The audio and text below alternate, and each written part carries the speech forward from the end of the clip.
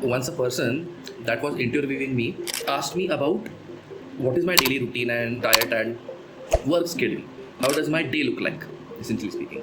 Very humbly, I would like to say a few points in response to this particular query. This is something that is a personal question. In general, the policy of the world should be if somebody wants to reveal or tell the world about their personal information, then they can volunteer to do so.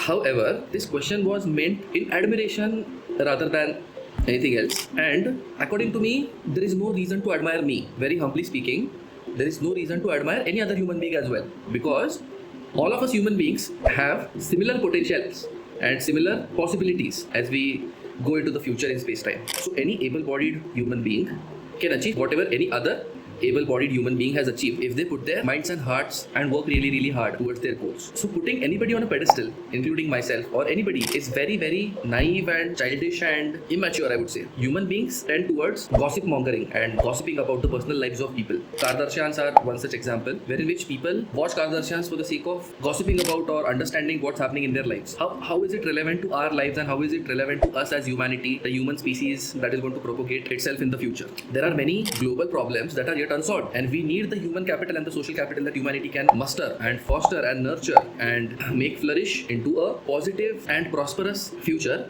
To whatever extent we can make it positive and prosper, we will head towards protopia if we cannot head towards utopia. So the most important thing is to get rid of this celebrity culture and to get rid of the culture wherein we admire somebody so much. Nobody is that great. We are all just humble human beings. If we are alone in a cage with a lion, all of us will feel scared. We are not greater than the natural calamities. We are not greater than space and time. We are not greater than physics. So we have to choose our gods wisely and let the gods be the way in which reality works, physics and understanding the universe, and very humbly being a student of the universe, rather than trying to state a signal and trying to put people on a pedestal unnecessarily without much rhyme or reason. It is way too important to realize our own potential as human beings. All of us can achieve what some of us can achieve and have achieved. So the focus should be on what we can do to better our lives ethically, rationally, morally, to the maximal possible extent, and then generate surplus and let that surplus be donated, and hence let that surplus that is donated help humanity proceed and prosper. I really admire Mr. Warren Buffett and Mr. Chuck Feeney, who have donated large portions of their wealth. Mr. Chuck Feeney has the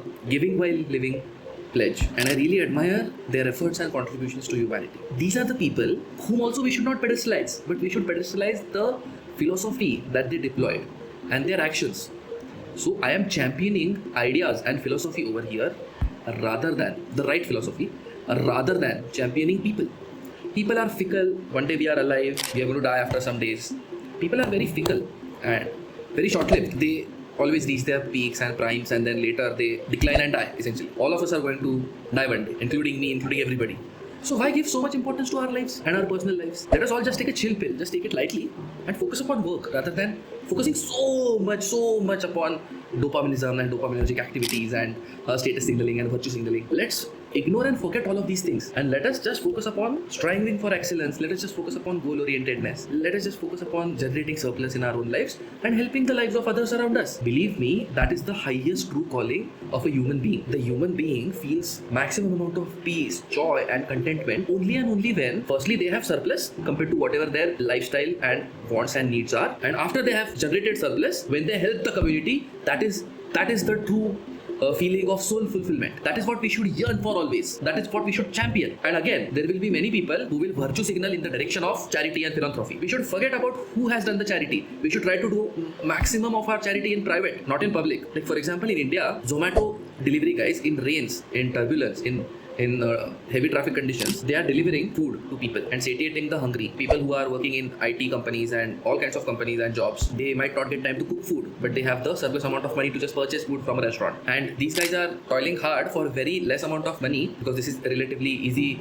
replaceable work. These guys are toiling hard for the sake of delivering food to various different customers. So the least that we can do is tip these guys 50 rupees, 100 rupees, 200 rupees, whatever we can, whatever is our capability. According to that, the least that we can do is tip these guys this amount of money. So charity doesn't have to be very far in space or time. It can be locally done by you, wherever you are, at whatever space-time coordinate you are. You don't have to wait till you are 90 years old to start the charity process. Mr. Rakesh Jhunjhunwala wanted to start the charity process, but unfortunately he passed away before he could. So all his life, he focused very hard on earning money, but he couldn't experience the humongous joy of giving away the money that he has earned. giving away the surplus that he has earned. So unfortunately, he passed away just after he had decided to start his charity activities. That is so very unfortunate because the man was so talented. Again, I'm not respecting or pedestalizing the person, but rather his talents. Let's understand this. So we are going to kind of ignore people and focus upon their actions and philosophy and champion the best of ideas and forget about status signaling, virtue signaling, and all these activities that are related to the lizard part of the brain or the limbic part of the brain.